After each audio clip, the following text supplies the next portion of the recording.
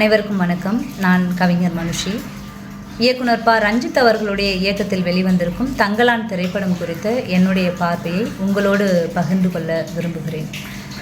இந்த தங்கலான் திரைப்படம் பேசக்கூடிய கதைக்களம் என்ன, இந்த தங்கலான் திரைப்படம் முன்வைக்கக்கூடிய அரசியல் என்ன அப்படின்னு பார்க்கும்போது, 18ஆம் நூற்றாண்டில் தமிழகத்தில் நிலவிய இந்த பண்ணை அடிமை வாழ்க்கை முறை, ஒடுக்கப்பட்ட மக்கள் இந்த பண்ணையார்களுக்கு அடிமைகளாக கொத்தடிமைகளாக இருந்து பட்ட துயரங்கள், தன் சொந்த நிலத்திலேயே அடிமைகளாக வேலை செய்த அந்த ஒரு துயரமான ஒரு வரலாறு, இதையெல்லாம் தாண்டி இங்கே தங்கம் எடுக்கிறதுக்காக வந்த வெள்ளைக்காரங்களுக்கு உதவி செய்வதற்காக செல்கிற இந்த ஒடுக்கப்பட்ட மக்கள்லேருந்து சிலர் அந்த தங்கம் தேடுற அந்த பயணத்தில் தங்கத்தை கண்டடைந்தார்களா, அந்த பயணத்தில் என்ன மாதிரியான துயரங்களை அவர்கள் அனுபவித்தார்கள் அப்படிங்கிறது தான் இந்த தங்கலான் படம் பேசுது. இந்த தங்கலான் திரைப்படத்துடைய பெரிய பலம் அப்படின்னு நான் நினைக்கிறது நடிகர்களுடைய தேர்வு தான். ஏன்னா நடிகர் விக்ரம் தங்கலானாகவே வாழ்ந்து காட்டியிருக்காரு அப்படின்னு தான் சொல்லணும். அந்தளவுக்கு ஒரு சிறப்பான ஒரு நடிப்பு. அதே மாதிரி பசுபதி அவர்கள் இந்த ராமானுஜருடைய சித்தாந்தத்தை ஏற்றுக்கொண்டு இந்த ஒடுக்கப்பட்ட மக்களுடைய வாழ்க்கையின் மீது படிந்திருக்கக்கூடிய இந்த தீண்டாமை அப்படிங்கிற அந்த ஒடுக்குமுறை, இந்த சித்தாந்தத்தை நம்ம கையில் எடுத்துக்கிட்டோம் அப்படின்னா அது எல்லாமே மாறிடும், நம்ம எல்லாம் வைகுந்தம் போயிடலாம் செத்த பிறகு அப்படின்னு சொல்கிறதும், பூணூல் போட்டால் எல்லாமே மாறிடும் அப்படிங்கிற மாதிரியான ஒரு மனநிலையில் இருக்கிறது அப்படிங்கிறதையும் கொஞ்சம் சட்டையராக பதிவு பண்ணியிருக்கிறதா தான் எனக்கு தோணுச்சு. அந்த கதாபாத்திரத்தில் பசுபதி ரொம்ப சிறப்பாக நடிச்சிருக்காங்க. அதே மாதிரி பார்வதியுடைய கதாபாத்திரம், ஒரு 4 குழந்தைகளுக்கு அம்மாவாக ஒரு குடும்பத்தையும் தன்னுடைய கணவனையும் வழிநடத்தக்கூடிய ஒரு ஆளுமை மிக்க ஒரு குடும்ப தலைவியாக ரொம்ப சிறப்பாக நடிச்சிருக்காங்க. அவங்களுடைய அந்த வசனங்களை உச்சரிக்கிறது கூட ரொம்ப பிரமாதமாக, ஒரு எந்த இடத்துலையுமே இவங்க ஒரு மலையாள நடிகை அப்படிங்கிற அந்த வாடை தெரியாத அளவுக்கு அவ்வளோ அற்புதமாக ஒரு வடார்காடு பெண்ணாகவே வாழ்ந்து காட்டியிருக்காங்கன்னு சொல்லலாம். அதே போல் அந்த அரசாணி கதாபாத்திரமாக இருக்கட்டும், அந்த அரசாணி கதாபாத்திரத்துடைய கணவனாக வரக்கூடிய அந்த நடிகராக இருக்கட்டும், இன்னும் எல்லாருமே ரொம்ப சிறப்பாக நடிச்சிருக்காங்க. இன்னொரு ப்ளஸ்ன்னு நான் பார்க்குறது இசை. இந்த படத்துக்கு ரொம்ப பிரமாதமாக இசையமைச்சிருக்காரு ஜிவி பிரகாஷ். 1000ல் ஒருவன், அதுக்கப்புறம் அசுரன், இந்த வரிசையில் தங்கலான் அப்படிங்கிறது ஒரு முக்கியமான படமாக தான் அவருக்கு இருக்குது அப்படின்னு நான் நினைக்கிறேன். ஆனாலும் கூட எனக்கு சில இடங்களில் அந்த இசை அப்படிங்கிறது ஒரு பேரிரைச்சலாக தான் காது வலிக்கிற மாதிரி இருந்தது. ஆனாலும் கூட அந்த இசை அப்படிங்கிறது அந்த படத்துக்கு ஒரு பெரிய பலமாக தான் இருந்தது.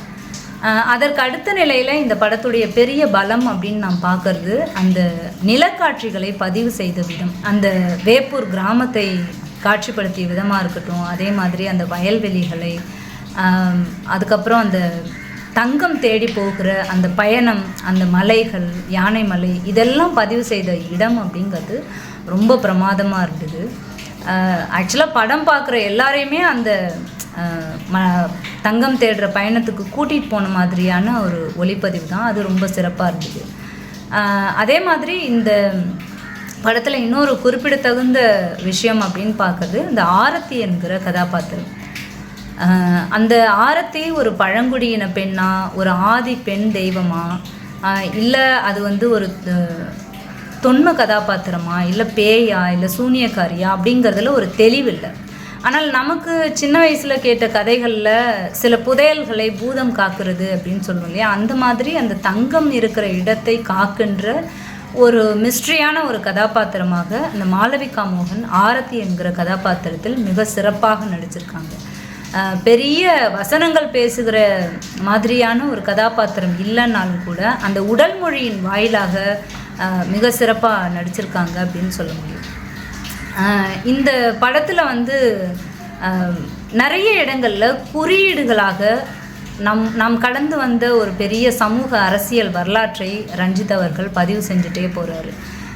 குறிப்பாக அந்த தங்கலான் தன்னுடைய குழந்தைகளுக்கு கதை சொல்லும்போது, தன்னுடைய முப்பாட்டன் தங்கம் எடுத்த அந்த கதையை சொல்லும்போது, அந்த ஆரத்தியோடு சண்டை செய்கிற இடத்தில் கடைசியாக அந்த வயிற்றை கிழித்து ரத்தம் பீறிட்டு எழும்.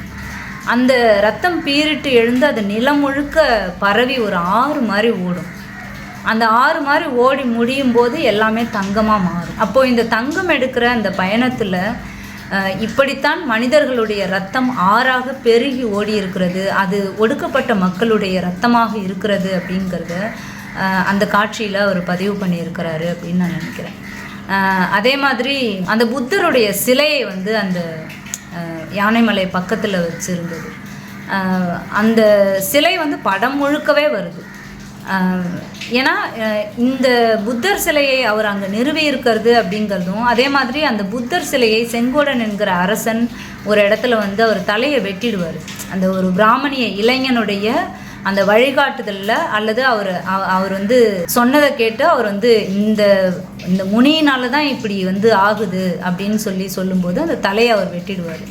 அப்போ அது வந்து நம்முடைய தமிழகத்தில் நிலவிய அந்த பௌத்தத்திற்கும் வைதிகத்திற்கும் இடையிலான அந்த ஒரு போரும் அந்த பௌத்தத்தினுடைய வீழ்ச்சியும், ஆனால் அதையும் மீறி இந்த பௌத்தம் இன்னமும் தன்னை நிலைநிறுத்திட்டு தான் இருக்குது அப்படிங்கிறதும், இந்த ஒடுக்கப்பட்ட மக்களுக்கான அடையாளமாக மீண்டும் மீண்டும் புத்தர் அப்படிங்கிறத முன் வச்சுட்டே இருக்காங்க. அந்த சித்தாந்தம் அவ்வளோ எளிதில் அழிக்கப்படக்கூடியது இல்லை அப்படிங்கிறதையும் அவர் அந்த காட்சியில் பதிவு பண்ணியிருக்காரு அப்படின்னு பார்க்குறேன். எனக்கு அந்த படத்தில் இன்னும் இந்த மாதிரி நிறைய கருஞ்சிறுத்தைகள் வர்றது, அந்த மாதிரி நிறைய குறியீடுகள் அங்கே காட்சிப்படுத்தப்பட்டிருக்கு இந்த படம் முழுக்க. இந்த வீடியோ உங்களுக்கு பிடிச்சிருந்தா லைக் பண்ணுங்கள், ஷேர் பண்ணுங்கள், கமெண்ட் பண்ணுங்கள், சப்ஸ்கிரைப் பண்ணுங்கள், மறக்காமல் பெல் ஐகானை கிளிக் பண்ணுங்கள்.